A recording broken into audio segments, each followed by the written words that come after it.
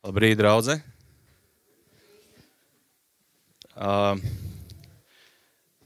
Ir drosmīgi runāt savā draudzē, bet braucot uz citu draudzi, tu nekad nezini, kas tev sagaida. Bet man ir liels prieks, un es gribu jūs teikt, vai jūs zināt, ka jums ir superīgs mācītājs. Viņš bija pie mums ciemos arī, un tās bija svētības. Un cerams, ka šis vārds arī būs par svētību, ka es varēsim atdot atpakaļ. Un es ilgi mocījos, vai man runā to, ko Dievs man ir līdz sirdī, vai nē.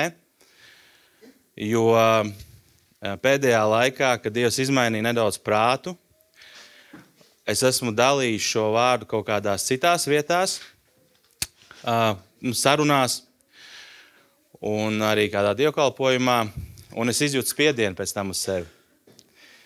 Un es domāju, labi, tas ir labi. Spiedienam ir jābūt, jo spiedienā veidojas kaut kas.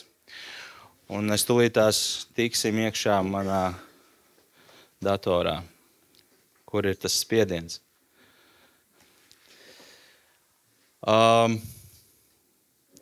Paldies Normundam. Viņš ir mans onkuls. Un, jā, mēs kopā bijām, un es biju aizmirsis tādu notikumu. Negaidīju, bet bija spēcīgi. Man patiešām ir prieks būt šeit, un jums ir superīgi bērni. Viņi māk sveicināties. Tas ir daudz. Un, lai šis vārds ir kā no ebrejiem, 4.12, tie jau lūkšanās viņi pieminēja.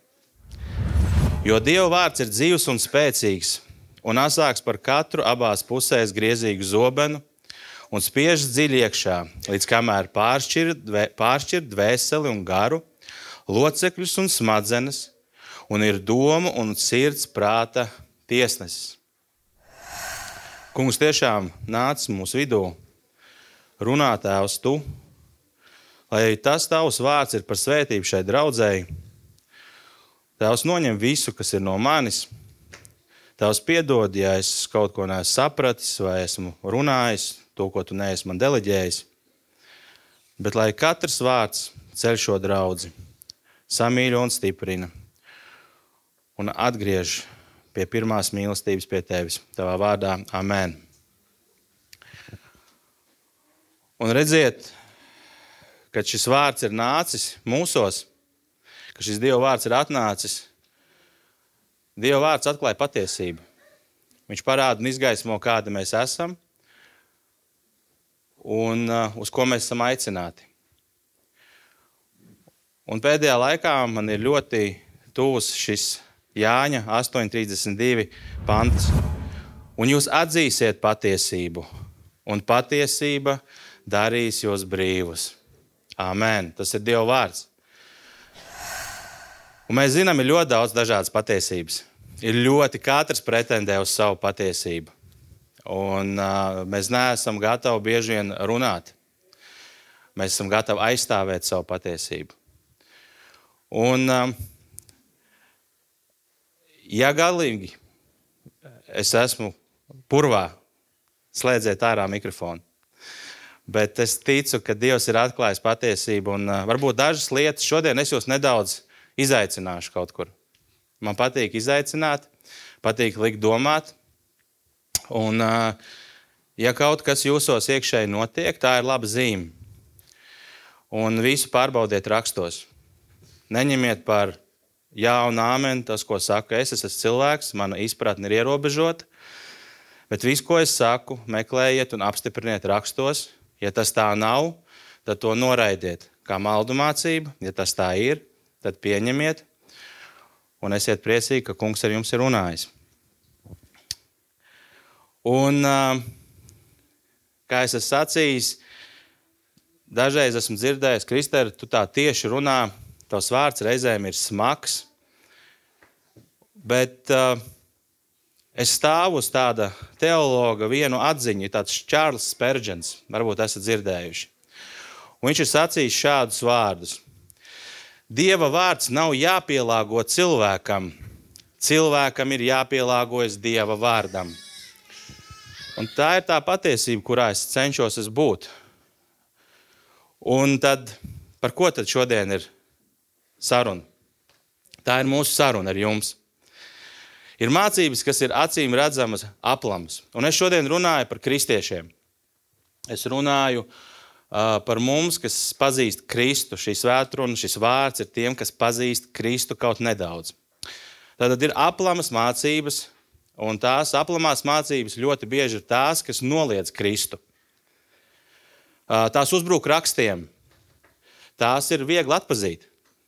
Ja kāds noliedz Kristu, ka Kristus nav kungs, mēs viņus atmetam. Ja kāds saka, ka raksti nav vienīga autoritāte, mēs atmetam šo mācību.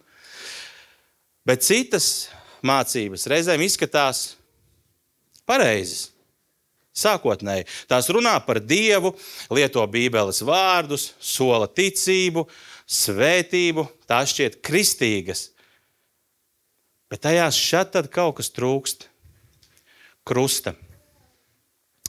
Tā ir labklājības, jeb panākuma mācība. Domāšana, kas sludina, ka ticības atslēga labākai dzīvei ir par šejieni, nevis ceļš uz glābšanu mūžībā. Labklājības evaņģēlijs runā par to, ka šeit ir tā labā dzīve. Šeit tev ir jājūtās perfekti un labi. Šī mācība šodien ir kļuvusi par vienu no kristīgās kultūras galvenajām vēstījumiem daudzās megadraudzēs. Jūs varat apskatīties, pilns internets. Normunds minēja 3000, misionēt Vācijā mēs bijām. Šīs draudzēs nāk 10 000, 5 000 cilvēku katru svētdienu. Mācītāji ir turīgi un bagāti. Privātas lidmašīnas un skaistas dārgas automašīnas. Kori, lielāki kā gospeļu kori. Un cilvēkiem tas patīk. Šās mācības bieži sola svētības, bet nepiemin grēku. Un nav jau jābūt tā, ka ir jābūt tik graznām draudzēm vai tik grazniem mācītājiem. Bet reizēm gribās iedot to, ko cilvēkā sniedz. Tā sola spēku, šī mācība sola spēku, bet noklusē par ciešanām. Un tieši tāpēc šī mācība ir bīstama. Ne tāpēc, ka tā ir klaji nepatiesa, bet tāpēc, ka tā ir puspatiesība, kas aizvieto pašu evaņģēliju ar cilvēku vēlmi būt apmierinātam. Labklājības evaņģēlijs ir radies no vienas vecas vēlmes, kas dzīvoja cilvēkā kopš ēdenes. Vēlme būt pašam noteicējam. Čūska toreiz neteica Ievai, netici Dievam. Tā teica, tu kļūsi kā Dievs. Vai tiešām Dievs tā teica? Tas bija smalki, pievilcīgi, loģiski. Tieši tāpat kā šodien, kad tiek postulēts, Dievs grib, lai tev izdodas, tikai tici pietiekami. Bet Bībele saka arī kaut ko citu. Kristus saka, ja kas grib man sekot, tam būs sevi aizliegt, ņemt savu krustu un sekot man. Bībele saka, tev viss izdosies, tikai tici. Vai tā ir nepatiesība? Nē, tajā ir daļa patiesība.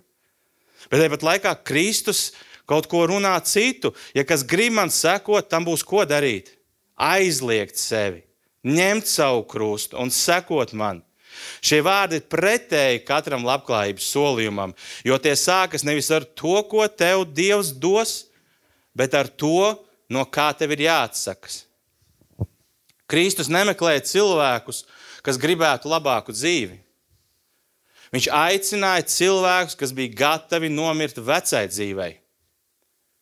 Viņš neatnāca uz pasauli, lai uzlabotu manu un tavu dzīvi šeit tikai. Viņš atnāca, lai tu nomirsti šai pasaulē un celies augšām ar viņu. Un tieši tur ir labklājības evaņģēlijs arī iekrīt tajā maldā. Tas pārvērš Dievu par līdzekli cilvēku komfortam. Dievs vairs nav kungs, viņš kļūst par servisu. Lūkšana vairs nav paklausība, tā kļūst par pieprasījumu. Ticība vairs nav uzticēšanās, tā kļūst par mehānismu, ar kuru es gribu iegūt rezultātu. Teologs Džons Paipers ir teicis šādus vārdus. Labklājības evaņģēlijs mīl Dieva dāvanas vairāk nekā Dievu pašu. Tas pielūdz to, ko viņš dod, nevis to, kas viņš ir. Tieši šajā brīdī ticība pārvēršas par pielāgotu reliģiju, kur viss izskatās svēti, bet nav svētā gara. Kāda ir svētā gara pirmā funkcija? Atzīt, pārliecināt mani par grēku un patiesību, ka es esmu grēcinieks, ka man vajag žēlastību, ka man vajag piedošanu, ka man vajag pestīšanu. Un šodienas vārds ir par to, kā atšķirt patieso evaņģēliju, kas glābj cilvēku no viltus evaņģēlija, kas apmierina cilvēku ego. Mēs paiesim tādos punktos un nebaidieties, es jūs neatstāšu purvā. Mēs ieiesim purvā un mēs no viņa iziesim. Bet reizēm cilvēki tik ļoti iegrimst vienā pārliecībā, kad ir jānāk ar spēcīgu vārdu, ar tādu kuvaldu, bišķiņ jāsatricina pamati, un tad viss ir jānolīdzina. Jo Dievs nav par to, lai tev šodien sāpētu. Dievs ir par to, lai tu šodien dzirdi viņu, viņa patiesību, un tad viņš tev darīs brīvu, jo viņš tavs tēvs, viņš tev mīl, viņš negrib tikai pērt. Viņš grib tev mīļot, tev sargāt, tev lolot, bet viņš ir tēvs, kurš saka patiesību. Tātad, kad ticība tiek sajaukta ar komfortu. Apostols Pāvils raksta Timotejam 1. Timoteja 6, no 3 līdz 5. Ja kāds māca ko citu un nepiegriežas mūsu kunga Jēzus Kristus veselīgajiem vārdiem un dievbijības mācībai, tas ir uzpūties un nezina nenieka, bet slimo ar prātošanas un ķildošanās sērgu, no kā ceļas skaudība, ķildas, zaimi, ļaunas aizdomas, prātā sajukuši un patiesības zaudējuši cilvēku naidošanās. Tādu, kas ar dievbijību cer iegūt peļņu. Un šie vārdi apraksta cilvēkus, kas ticību pārvērš par līdzekli labākai dzīvei šeit un tagad. Viņi sludina Dievu, kurš it kā pastāv, lai mums vienmēr klātos ļoti labi. Lai mums būtu veselība, lai mums būtu pārticība, lai mums būtu panākumi. Un šāda ticība ir, kas meklē komfortu, nevis krustu. Tā pasaka cilvēkam, ja tu tici pietiekami, tev viss izdosies. Bet tā nav evaņģēliskā ticība. Tā ir sens kārdinājums no ēdenes. Tu būsi kā Dievs, tev pienākas. Kur mēs to redzam? Mēs pirmo reizi jau eņģeļu starpā tos sastveram. Šī ir infekcija, kas jau parādījās debesīs, kad Lucifers savā sirdī sagribēja kaut ko vairāk. Un izdzīts no debesu valstības, no Dieva troņa klātbūtnes.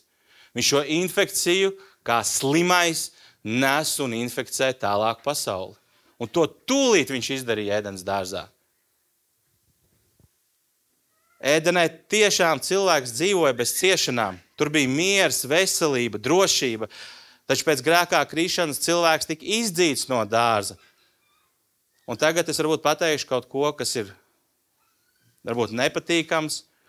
Un kopš šīs brīža, kad mūsu tēvu Ādamu un mammu Ievu, vecākus uz šīs zemes, izdzina, ticība vairs nav atpūta. Tas ir cīņas lauks. No miera dārza mēs esam nonākuši kaujas laukā, kur ļaunums joprojām pretojas Dievam. Un kur mēs to redzam? Momentāli ir pirmā slepkavība.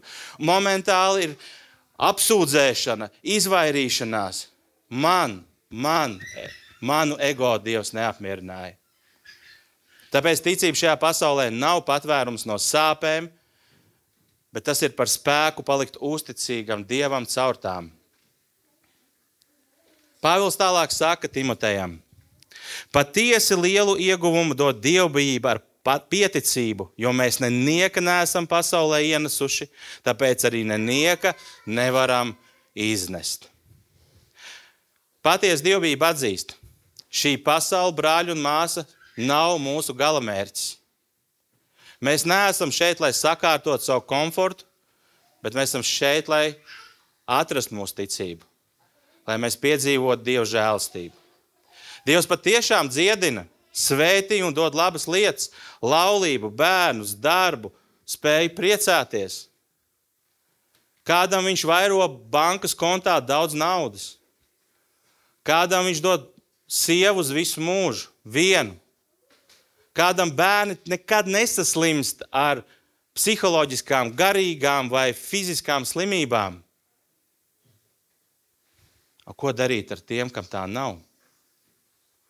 Viņi tiek izslēgti no labklājības evaņģēlijas burbuļa. Un Dievs svētī. Viņš svētī un dod pārējiem. Bet viņš to dara pēc kā? Pēc savas gribas. Ne pēc mūsu prasības. Mēs Dievam nevaram pavēlēt. Mēs labklājības evaņģēlijas ir samainījis vietām, mēs Dievam pieprasam. Mēs Dievam gribam pavēlēt. Tēvs, lūdzu, ja tas ir tavs prāts. Kristus runā par to, Tēvs, ja tas ir tavs prāts. Mūsu Tēvs debesīs, svētīts lai tavs vārds, lai nāk tavu valstību. Viss ir uz Tēvu un no Tēva. Un mūsu loma nav pierunāt Dievu darboties mūsu labā, bet palikt viņa pusē, kad viņš dara to pat tad, kad mēs nesaprotam.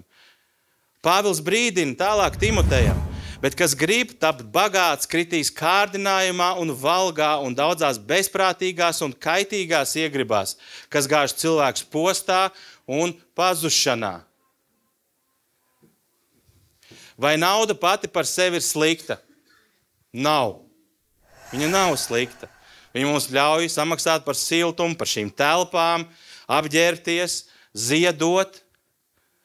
Slikta ir infekcija, kas ienāk mūsu sirdī. Kad nauda ir viss, kas man ir vajadzīgs. Ka labklājība ir viss, kas man ir vajadzīgs.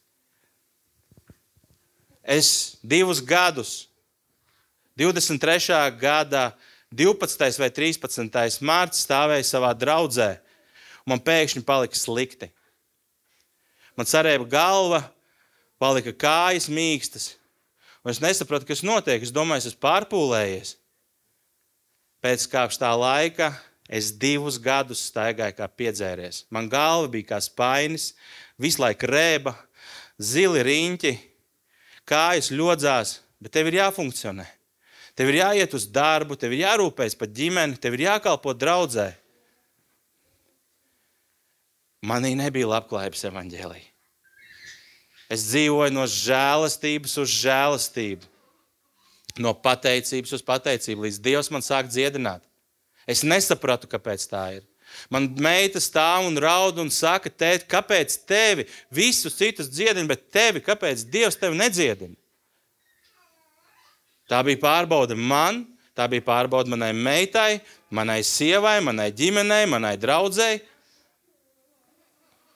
Un Dievs nav tev pievīlis. Dievs strādā ar tevi. Bet labklājības evaņģēlijs, tas runā tikai par komfortu. Patiesā ticība turas nevis pie tā, ko Dievs tev dod, bet kas viņš ir. Tu zini, ja Dievs pat klusē tagad brīžos, ka tev sāp, ka tev ir grūti, tu vari zināt, ka Dievs nav mainījies, jo Dievs saka, ka viņš ir tas pats vakar, šodien un rīt. Viņš ir nemainīgs. Pāvils izmanto skaidru valodu. Bet tu, Dieva cilvēku, beidz no šīm lietām. Dzenies pēc taisnības, dievbijības, ticības, mīlestības, pacietības, lēnprātības. Vai jūs šeit, brāļu māsas, redzat? Dzenies pēc naudas, veselības, bērni šeit ir, tuvāk mīlestības un visām pārējām lietām. Pilniem vēderiem. Nē, dzenies pēc taisnības, dievbības, ticības, mīlestības, pacietības, lēnprātības. Tā ir ticība, kas saprot, kur tā atrodas. Mēs vēl neesam mājās. Šī pasaule nav paredzēta mūsu labākajai dzīvei. Tā ir vieta, kurā mēs topam stiprināti, mācīti, pārveidoti, šķīstīti. Labklājības evaņģēlijs saka, Dievs grib, lai tev labi klājas. Evaņģēlijs saka, Dievs grib, lai tu paliec viņam uzticīgs. Un tur, kur cilvēks pārstāj izmantot Dievu savam labumam, viņš sāk viņu patiesi atzīt. Kad cilvēks tic, ka Dievs viņu mīl tikai tad, ja dzīve rit gludi, viņš nav sapratis patieso evaņģēliju. Ticība nav komforta zīme. Tā ir ugunī pārbaudīta izturība. Ciešanas kristiešu dzīvē nav vienmēr pierādījums tam, ka Dievs ir prom. Es esmu dzirdējis, tu noteikti kaut kāds grēks ir tevī. Nevar būt, ka vienam cilvēkam šādi neiet.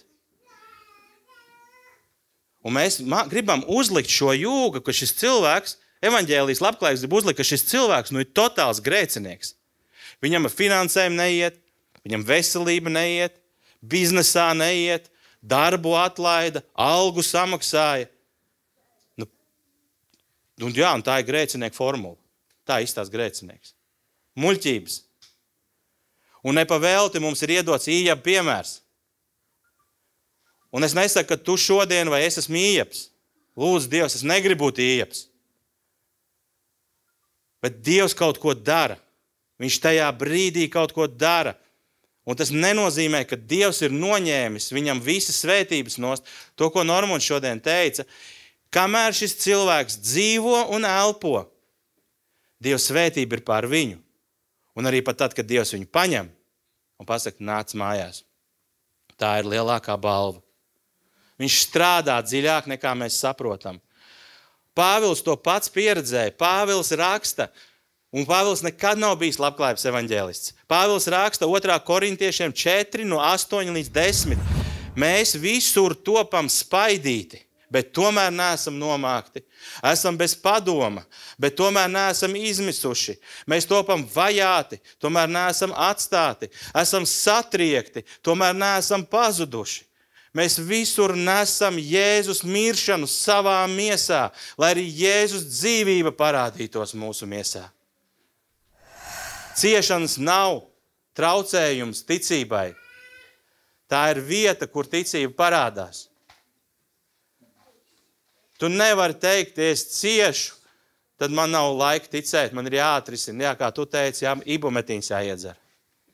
Nē, tieši tāda parādās ticība, ciešanās. Kad viss ir labi, ticība var palikt nedaudz teorija. Man ir labi. Cik daudz bijuši kādreiz skaists saules spīd, jūs braucat mašīnā uz dievkalpojumu, jau ir plāni vakarā, varbūt ar bērniem uz kafejnīcu, vai uz kādu kino aiziesiet, vai būs kāda ballīte, dzimšanas dienas ballīte. Un jums tā viss tāds foršs tā iekšā notiek, un tā ir laba sajūta. Bet tajā brīdī mums kaut kur pazūd fokus. Mēs aizmirstamies, ka mēs tomēr esam karā. Mēs esam mērķis. Un ir tāds aktieris Denzels Vašingtons. Viņš ir melnādains aktieris, un viņam 70 gadi, baigšiņi vairāk, viņš tikko kļuva par mācītāju. Un viņš teica tādu lietu vienā intervijā. Ja tev nav grūtības, tev nav izaicinājumi, un tu dzīvo kā niere pa taukiem, tad tu vēlnam neinteresē, un tu esi visbīstamākajā zonā. Ja tev ir jāstaigā, kā Dieva vārdā teikts, kā bruņās. Mums ir jāvelk ticības bruņas, jāapjožās, zobens jāizmanto. Tā nav metafora. Mēs esam garīgā karā. Mums nav laika atpūsties. Ja mēs gulēsim, pretinieks būs klāt. Kad viss sagrūst, bieži vien, kad viss sagrūst, un tā arī nav formula, vienādība, jā, ka tā vienmēr ir, bet domāju, kad viss bieži sagrūst, ticība kļūst par realitāti. Kāds mācītājs reiz teica, viņš savos 40 plus gados nav praktiski nevienu reizi sastapis, nevienu atgriezt ticīgo, kurš būtu atnācis no laimes un piepildīs dzīves uz baznīcu. Es nesaku, es domāju, ka tāda varbūt ir. Varbūt jūs šeit visi esat no laimes vienkārši ienākuši šeit un palikuši. Bet iespējams kāds ir gājis cauri kādām izaicinājumiem. Un viņš saprast, bet man kaut kas ir jādara, un tur ir tēvs. Cilvēks saprot, ka viņš nevalda pār savu dzīvi, un tieši tajā brīdī viņš ierauga, kas ir viņa pamats. Šī ir viena no lielākajām atšķirībām starp īsto un viltoto evaņģēliju. Labklājības evaņģēlijs māca, ja Dievs ir ar tevi, tev vienmēr labi klāsies. Evaņģēlijs saka, ja Dievs ir ar tevi, tu paliksi stāvēt, pat ja viss sabrūk. Tā ir atšķirība. Tā ir atšķirība. Man var taifūns iet pāri, man var būt vētras, bet Kristus ir mans stiprais pamats un klins, lai šķaidās tās jūras pret mani, es stāvu. Kaut vai jūras zāles pa muti man dos. Es vienalga stāvu. Ar Dievu vienmēr ir uzvara, bet nevienmēr tā izskatās pēc panākumiem. Dažreiz tā izskatās pēc ciešanām, klusēšanas, un citreiz tavā dzīvē tā izskatās pēc krusta. Bet tieši tur, kur pasaule redz sakāvi, Dievs redz uzvaru. Un Kristus to parāda visdziļāk. Viņš netika sūtīts uz pasauli, lai izvairītos no sāpēm. Bībele raksta sāpju vīrs. Viņš nāca, lai izietām cauri tevis un manis dēļ. Viņa krusts nebija ticības trūkums, tas bija piepildījums. Un ja Dieva dēls izgāja šim visam cauri, tad ir provokatīvs jautājums tev, brāl un mās, kāpēc tu domā, ka tu izbēgsi no tā? Ko Kristus brīdināja apustuļus, kad viņš teica, viņi mani vajā? Kas notiks ar sekotājiem? Jā, tur Kristus neteica, viņi jums tempļus uzcels, zelta kupolas uzstādīs. Nē, viņš teica, viņi jūs vajās. Apostols Pēters raksta, mīļie, nebrīnaties par bēdu karstumu jūsu vidū, kas nāk jums par pārbaudījumu. It kā jums notiktu kaut kas neparasts. Bet tā kā nu jums ir daļa pie Kristus ciešanām, priecājieties, lai jūs arī viņa godībā parādoties varētu līksmoties un priecāties. Ticība nav aizsardzība no sāpēm, tā ir pazemīga uzticība Dievam, kad man sāp. Un šī uzticība patiesi atklājas. Tad, un mēs sakam, jā, kungs, es piedaru tev, lai kas arī notiek ar manu dzīvi. Un cilvēks, kurš ir tumsā, kas ir ar Kristu, patiesībā mīt gaismā. Apkārt tev var būt tums, bet ja tev ir Kristus, tev ir gaisma. Pāvils saka tālāk Timotejam, viņš ļoti mīl Timoteju, viņš ļoti viņu skolo. Ciet līdz ar citiem ļaunumu, būdams labs Kristus Jēzus karēvis. Un šeit es gribu apstiprināt to, ko es teicu pašā sākumā. Šī nav ēdena, šis ir karalauks. Par to runā Pāvils, kā Jēzus Kristus karēvis. Viņš atgādina, ka ticīgais nav skatītājs, viņš ir karavīrs. Un karš nav pierādījums tam, ka komandieris mūs būtu aizmirsis. Tas ir pierādījums, ka mēs esam komandieru pusē. Mūsu komandieris, pavēlnieks ir Jēzus Kristus, kas stāv ar uzvaras krustu mums priekšā, un mēs esam uzticīgi viņa zaldāti. Un mums, lai kas notiek, mēs nebaidamies. Mēs stāvam uz stipra Jēzus Kristus pamata. Tāpēc vēlreiz, ja tev kāds saka, ka ciešanas ir kā problēmas, tev kaut kas nav ar tavu ticību, tas nevienmēr ir tā. Reizēm tas tā var būt. Reizēm tu vari būt grēkā. Un Dievam ir jāatgriež tevi. Bet reizēm tu tiec rūdīts. Jūs zināt, kā zeltu dabū no sārņiem ārā? Ko viņi dara? Iedomājieties to temperatūru. Un tad, kad viņi izkarsē, tas kļūst par dārgu metālu. Kamēr viņā ir sārņi, netīrumi, viņš nav nekam derīgs. Bet, kad viņu izveido, viņš kļūst tādu, ko grib visi. Tāpēc ciešanas nav jāuztver vienmēr kā problēmas, kas ir jālabo. Dievs reizēm neizmaina apstākļus, jo caur tiem viņš izmaina mūs. Viņš nevienmēr dziedina miesu, bet viņš vienmēr rūpēs par tavu garu un dvēseli. Kad mēs stāvam ciešanās, mēs stāvam tur, kur stāvēja Kristus. Kad mēs paliekam ticībā, mēs apliecinam, ka pasaule nav mūsu mājas. Mēs bieži domājam, ka Dieva uzvara nozīmē redzamu triumfu, izdošanās, spēku, atzinību. Bet evaņģēlija centrā ir notikums, kas izskatās pilnīgi pretējs. Katras lieldienas mēs par to runājam. Tas ir krusts. Tur, kur pasaule redzēja sakāvi, Dievs īstenoja uzvaru. Pāvils saka, jo vēsts par krustu ir ģeķība tiem, kas pazūd. Bet mums, kas topam izglābtā, ir Dieva spēks. 1. Korintiešiem 1:18. Ticīgiem krusts nozīmē uzvaru. Tur, kur cilvēks redz beigas, Dievs redz jaunu sākumu. Tomēr, un tagad es jūs vadu ārā no purva, ejam uz beigām. Tomēr, šeit arī jābūt ir uzmanīgiem. Ciešanas pašas par sevi nav svētas. Mūsu uzdevums nav meklēt sāpes, bet palikt uzticīgiem, kad tās nāk. Tāpat kā labklājības mācība kļūdās sludinot, ka Dievs garantē komfortu. Tā arī otrs grāvis ir, ka ticīgais kļūdās, ka viņam ir jāmokās sāpēs, ciešanās, lai viņš būtu garīgs. Bija mūki, kas sevi kādreiz slānīja par grēcīgām domām un tā tālāk. Dievs zina, ka mums katrs brīdis kaut kādas domas šaujās galvā. Viņš mums nav paredzējis. Viņš nav paredzējis. Mums nav sava miesa jāskalda. Un cilvēki nespēja bieži viens grāvis vai otrs grāvis. Bet Dievs saka, ir viens ceļš, viena patiesība, šaurais ceļš. Es jums esmu iedevis instrukciju, un tas ir Dieva vārds. Dievs nav ne komforta mehānisms, ne ciešanu fetišs.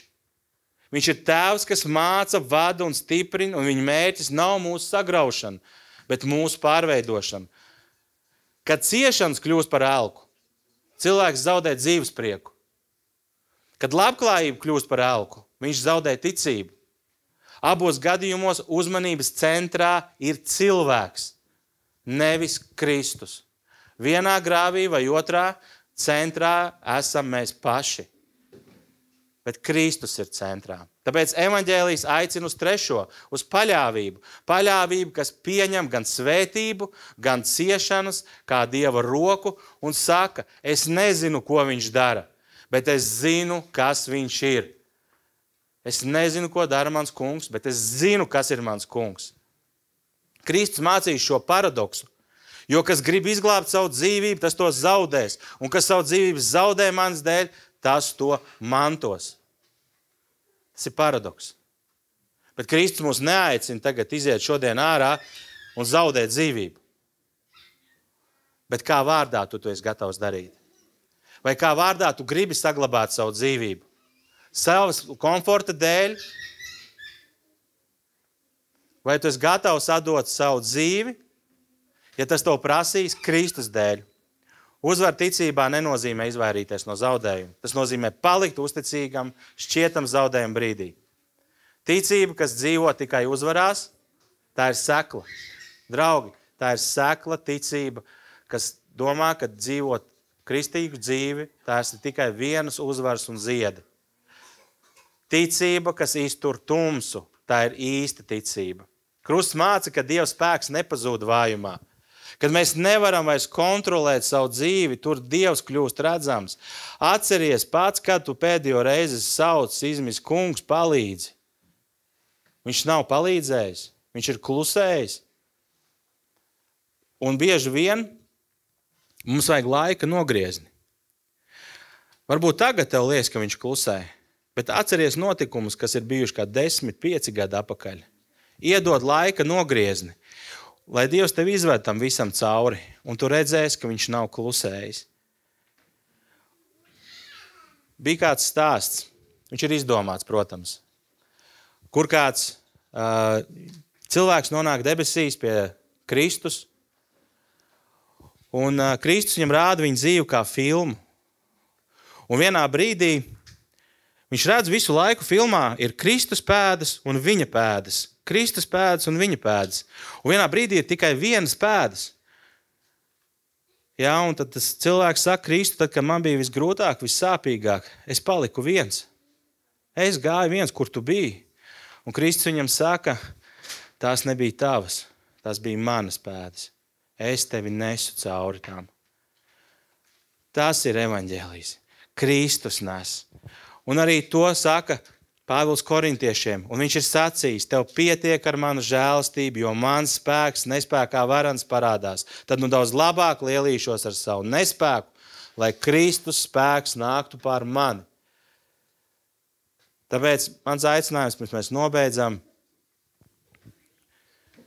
neesam nevienā grāvī. Labklājības evaņģēlijs tev piedāvā to, ko Dievs nav paredzējis.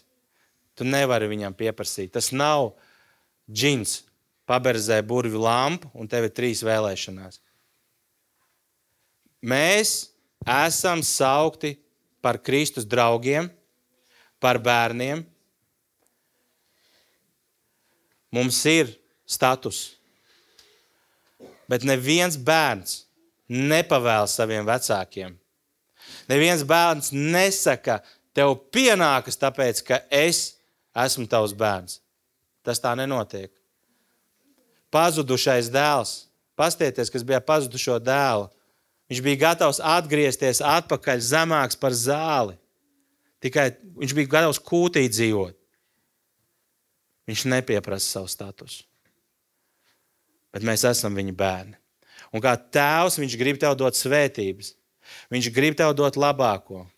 Un tad, kad tu ej cauri ciešanām, viņš nav bezjūtīgs tētis, kurš skatās, pastīšos, kā tu izdzīvos. Nē, viņam sāp līdz ar tevi. Viņš zina vairāk nekā tu.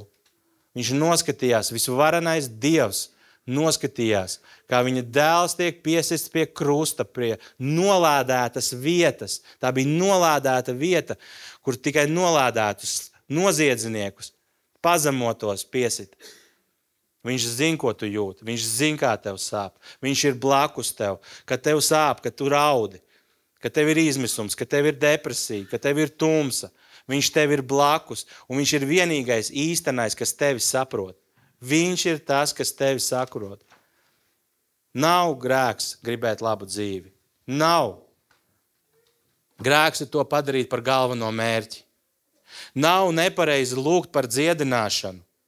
Nepareizi ir uzskatīt, ka slimība pierāda ticības trūkumu. Nav nepareizi lūgt par svētu un drošu dzīvi, bet nepareizi ir domāt, ka Dievs mums ir kaut ko parādā. Dievs dod svētības, bet viņš dod pēc savas gudrības, ne pēc tavas un manas formulas. Jo, ja dzīvojam savam kungam, un ja mirstam savam kungam, tā tad vai dzīvojam, vai mirstam, mēs piederam savam kungam. Kristus nenāca, lai tev dzīve kļūtu ērta, bet lai tā kļūtu jauna. Viņš nenāca, lai uzlabotu cilvēku, bet aizvietot grēcinieku ar pestītu cilvēku. Krusts nav palīdzība tavai dzīvei. Tas ir spriedums vecajam cilvēkam un dzīvība jaunajam. To, kas grēku nepazina, viņš mūsu labā ir darījis par grēku, lai mēs viņā kļūtu Dieva taisnība. Tā ir apmaiņa. Mūsu grēks viņam, viņa taisnība mums.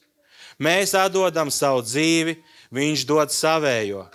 Tas ir evaņģēlijs. Ne terapija, bet glābšana, ne uzlabošana, bet augšām celšanās, ne panākuma, bet jauna piedzimšana.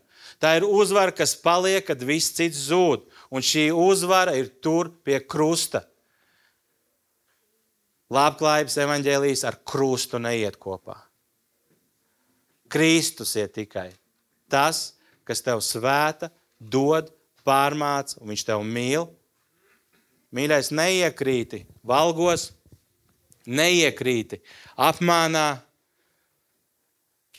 jo tev kāds sola kaut kādas burvības. Nāc uz mūsu draudzi. Tur tu piedzīvos dziedināšanas, brīnums. Kāda autoritātē viņš to runā? Svētā gara? Viņš var pavēlēt svētajam garam? Mēs varam lūgt. Mēs varam lūgt autoritātei, jo mums ir dota autoritāte.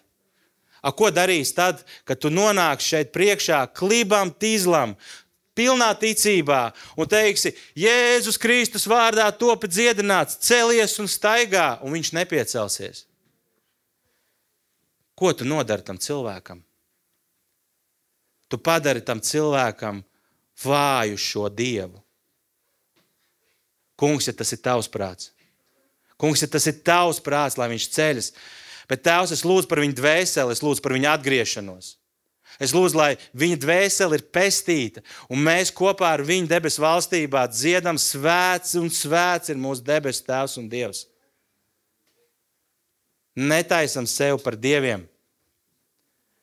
Mēs esam, nepatīk reizēm dzirdēt, bet kaut kur arī viņa kalpi, viņa bērni, viņa kalpi, viņa draugi, bet mēs esam zem viņa.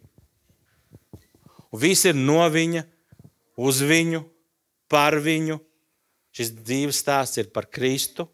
Un šodien tu vari dzīvot savu labāko dzīvi.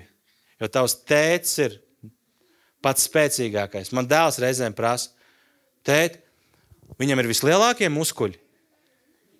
Es saku, noteikti. Tēt, vai viņš ir visstiprākais, viņš varētu jebkurus cietokšņus sagraut un pievarēt jebkuru cilvēku? Es saku, jā, pat tevi, tēt? Es saku, un viennozīmīgi mani.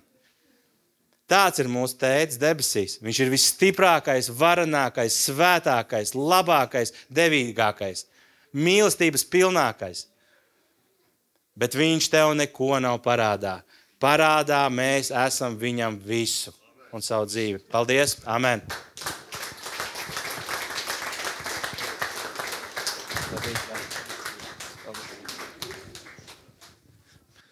Kolosāli. Piecelsimies kājās.